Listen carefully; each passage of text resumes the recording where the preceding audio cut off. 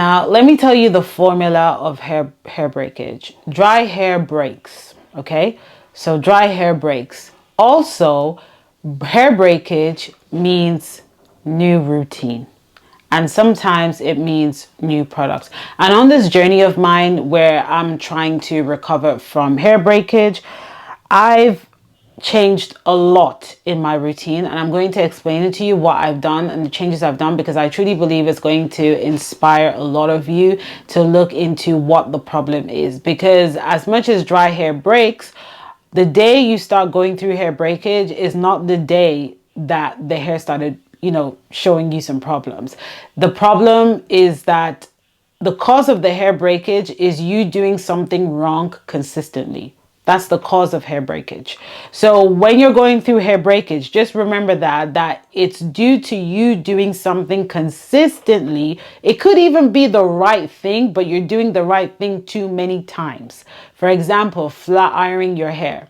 Okay, so flat ironing your hair is not a problem, but if you're doing it too many times at the wrong temperature, it could cause hair breakage. All right, so that's what I'm going to look into, and I'm going to also tell you what I'm also doing, so we're together in this journey. Let's go. So the first thing is my addiction to hair extensions. Okay, so one of the biggest setback for me when I had to do a huge reflection on where I've gone wrong with my hair, the biggest setback was using hair extensions, clip-in extensions, weaves, wigs. You lot know I've stopped wigs many years ago, but clip-in extensions, weave, ponytail of all sorts was a huge setback to me. Why? Because it caused a lot of dryness in my hair.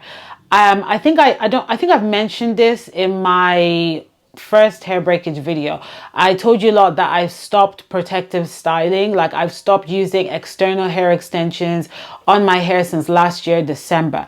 I didn't realize how dry my hair was due to consistent hair extensions, clip-in extension. Anything that was not my hair was drying it out. You have to remember that the hair extensions you're using, even though you're moisturizing those extensions, you're not moisturizing your hair. You're moisturizing that extension. So when something that is fake is sitting on top of something that is real, that requires you to actually moisturize it all the time, it's going to dry it out. It will dry it out. I've realized that my 4C hair needs moisture every single day. And you see this thing where black girls are holding the spray bottle everywhere and you're constantly spraying it underneath braids, and you're making life hard for yourself. Just leave the extensions alone for now. Okay, when I stopped using the extensions from December and I was washing my hair weekly, moisturizing it every single day, my hair started to improve a lot. I didn't have a lot of dryness. When I go into the shower before, it would take about 5 minutes for my hair to embrace the water and to soften. Now, when I get into shower, within a minute, my hair softens. My hair feels like a silk press because I put the extensions away. It was just a no. It is the biggest setback. In my own opinion, my opinion isn't right or wrong, but I believe mine is right. Hair extensions was just the biggest setback. And if I had known this a long time ago, I would have just taken the boldness to stop. I find that when you get addicted to how you look with hair extensions, it's really hard to stop. It is. It takes a mental process to just stop. But one of the biggest things that encouraged me was how expensive hair extensions are getting these days. So if I've got free hair on my head that I could look after and grow it out, I might as well invest my time and energy into that. The next one was to unlearn and renew my mind. So all these years, we've been told certain things about our hair, like, oh, leave your hair alone, it will grow, which I get what people mean by leave it alone. Leaving it alone is also for you to stop putting it in protective styling, okay? When I tell you the only protective style I do is put it in a bun. That's it. In a bun, in a bobbin, and I just leave it alone. It truly thrives. It just thrives when it's left alone. No heat, nothing. It just thrives and it flourishes.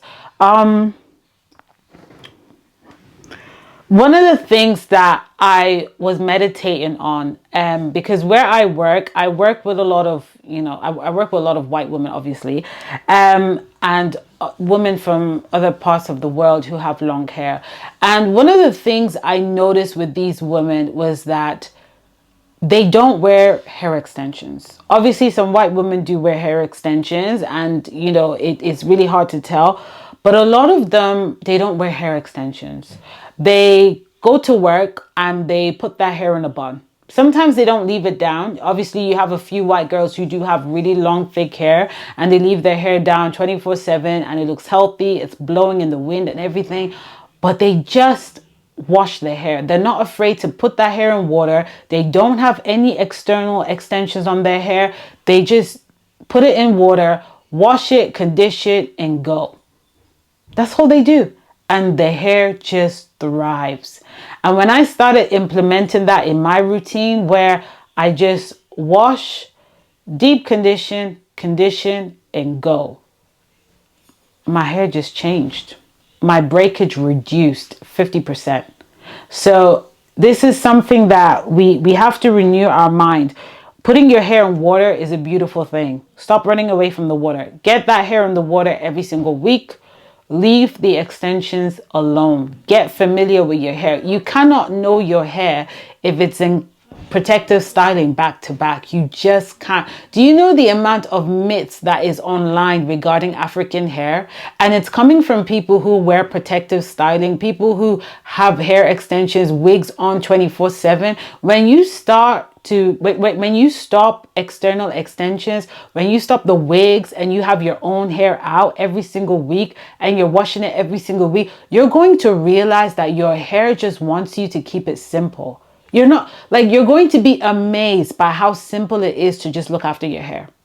Honestly, I'm being really honest with you. Like, I've been having my hair out since December, and even though I'm at an awkward length, I'm still amazed by how my hair is just, doing its own thing with me just doing the bare minimum, just the bare minimum, right? So, my next point is, building a hair routine based on your hair porosity. So before I fully relaxed my hair, I was low porosity. And one of the things that I struggled with low porosity was moisturizing the hair. The hair would always be dry. It would always be dry. It would always be dry. And I just couldn't understand why it was constantly dry like that until I learned low porosity hair and how the cuticles are closed. And in order for me to open it, there's a certain time frame you need to get that hair moisturized at a particular time frame.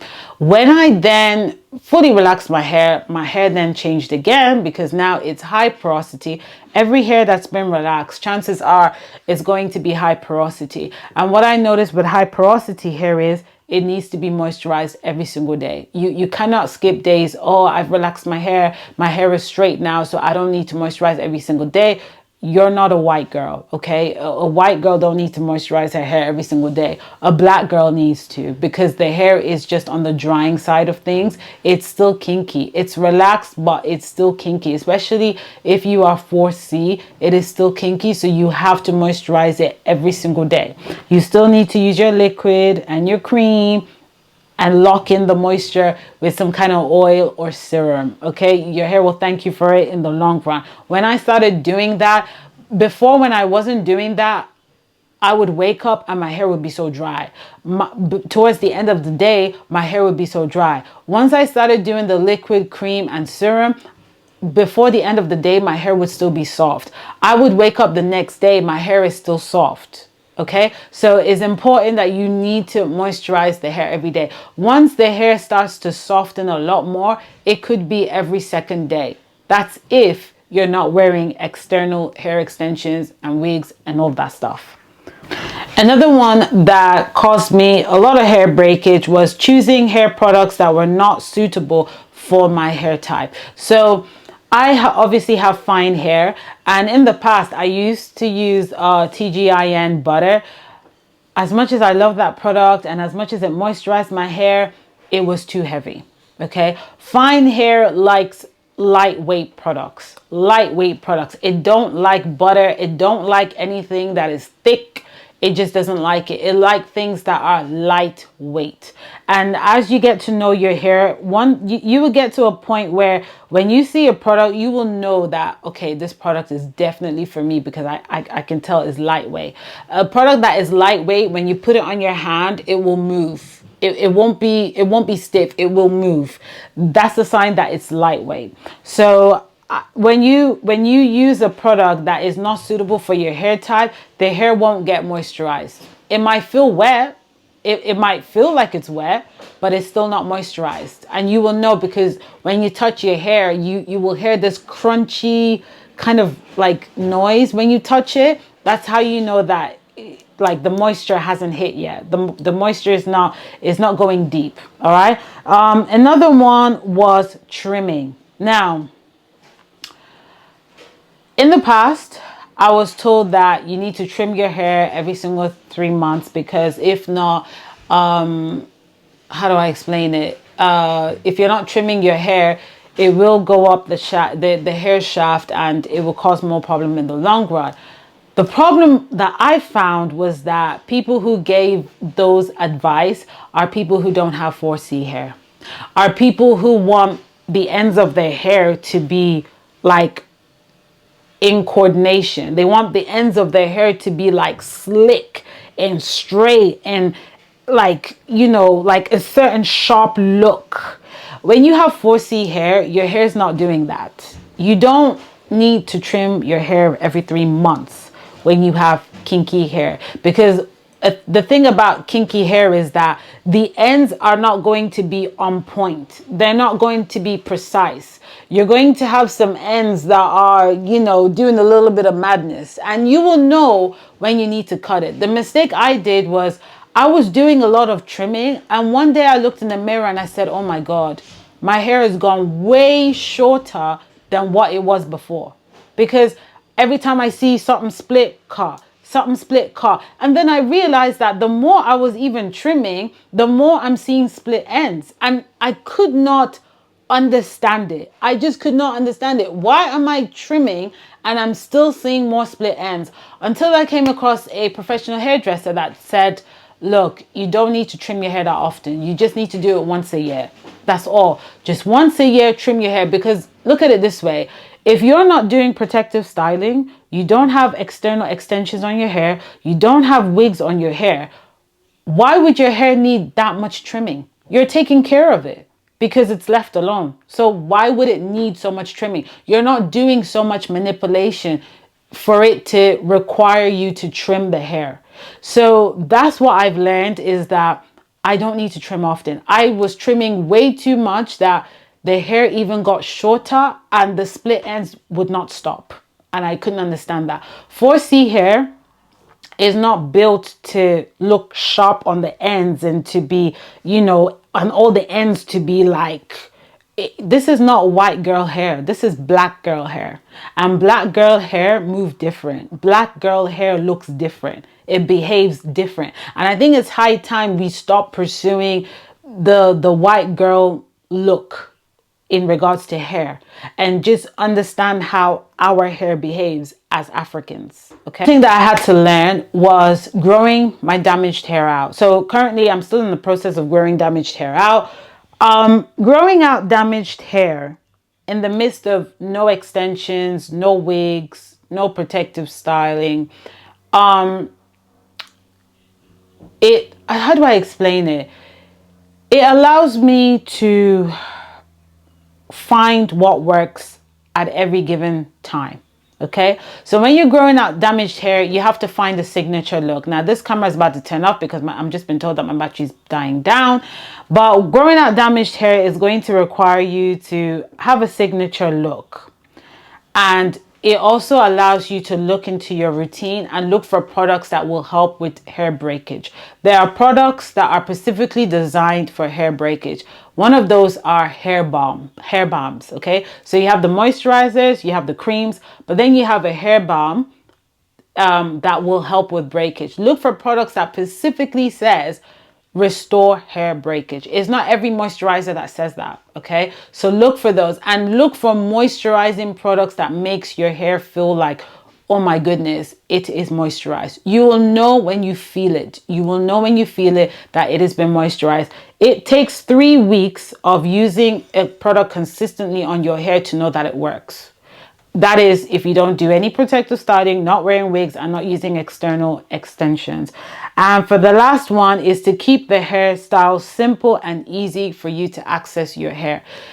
Don't do hairstyles that you can't get to your hair, okay? Like I said, I've realized that my 4C hair needs moisture every single day, which means I can't do braids, I can't do wigs, I can't do clip-ins, I can't do cornrows for 1 week.